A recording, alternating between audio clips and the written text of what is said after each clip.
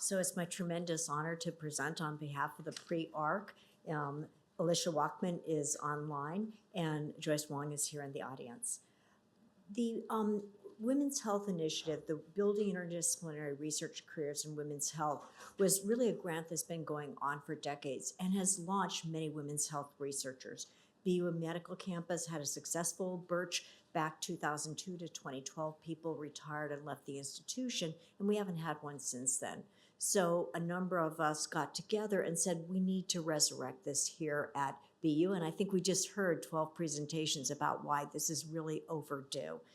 The other thing that I wanted to mention was that I was talking to Dr. that we had been talking, basically since Chobanian was president of the university about this one BU concept, okay? And for many of us, we kind of felt like that was almost like a dirty joke because it was so under-realized. And we appreciate with the new president, with the new research administration, et cetera, we really have an opportunity to have one BU, and together we can be stronger. So we submitted a new application in 2024. It goes to study section in about 2 weeks. And so you can say, well, why am I talking now? And we can say, we're either going to get it now or we're going to get it in 2 years. And working together, we're going to be more likely to get it in 2 years. That's the life cycle of grants. Why women's health? We just have heard about this. Everybody knows this. There are profound health inequities. There are intersectional identities in the health inequities. Many diseases disproportionately or only affect women, such as autoimmune diseases and dementia, or cervical cancer and fibroids. And we know that women have been profoundly underrepresented in research. Matter of fact, one of my favorite anecdotes is the first estrogen trial was done only in men, okay? Hard to imagine, to prevent cardiovascular disease. So we know that this is important. Women are either undercounted, underrepresented, or not reported. And again, we're very concerned about minoritized identities and intersexual identities. So what's the history? Women's health research policies back in 1986, there was an emphasis on inclusion of minorities in clinical research. That was the policy. And there was an Office of Women's Health Research founded. However, there wasn't any teeth to it until about 1993 when the NIH Revitalization Act said it's time to really emphasize that it's required to include women and minorities in NIH-funded research. In 2016, however, a policy was implemented because most of the preclinical work did not include women. Why? Women are kind of, female mice, whatever, they're messy. They have menses and things like that, right? And so there was a profound inequity in terms of our research, and that affects what guidelines we have, et cetera. 21st Century Cures Act includes language on sex reporting requirements, so there's more teeth. So what is our vision? Our vision is to promote interdisciplinary, I would say cross-campus research to eliminate health inequities across the life course. Our mission is to really focus on developing independent investigators, many of the early stage investigators that are here in this room, who can contribute to a flourishing national network of women's health, health equity, and sex difference research across the translational continuum.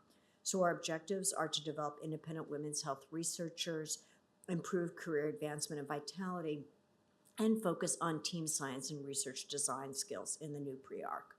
This is the graphic that was central to our ARC, our grant, that included health equity, addiction science, maternal and child health, and sex and gender influences on health, all strengths at BU, as we saw from the last speakers. We want to advance research that examines factors in women's health, support the study of biology and underlying sex and gender influences, advance community-engaged science, and also capitalize on the amazing infrastructure we have for data science and data data management practices. So these are some of the women, many of whom already presented, and men that agreed to participate in the grant and were interested in research across the continuum from T0 bench, preclinical, T1, clinical efficacy, clinical effectiveness, into community engaged research, which we can do because of having an urban safety net hospital. We also look at research across the life course, And we have women that, as Dr. Weiss, doing preconception work all the way up to older age. We also have an emphasis in the grant and also as part of the pre-ARC. We don't want this just to be a bunch of gray hairs. We're keen on having people that are near peer mentors. A lot of times, I never put in a K because they didn't have them when I came up through the system. So you really want to work with people that are like 5 years ahead of you that have sort of what was their more recent experience. And so we built into the grant and we're building into the pre-ARC having near peer mentors. We already have a lot of collaborations across the different themes of the grant and across the cross-cutting themes of addiction science, sex and gender, health equity, and maternal and child health. And many people have already published together. When we present in another 2 to 4 years, we want that to be completely filled in with many more investigators. So what is our timeline? We're at the beginning of the pre-ARC. We get 1 year of funding and organizing meetings, and then we are going to mature, hopefully, into a ARC, which gets 3 years of funding and funds pilot grants, and we're going to be looking to the people that show up at the pre-ARC meetings to come up with the most compelling pilot grants to put forward. And of course, we want to graduate into self-sustained and external funding. We already have, interestingly enough, many people don't know this, BMC was designated a Women's Health Center of Excellence back in the 90s. We want to make that come true. And website and meeting information will be distributed. To join, you can email Robin McDonald or email any of us. Thank you very much. And with that,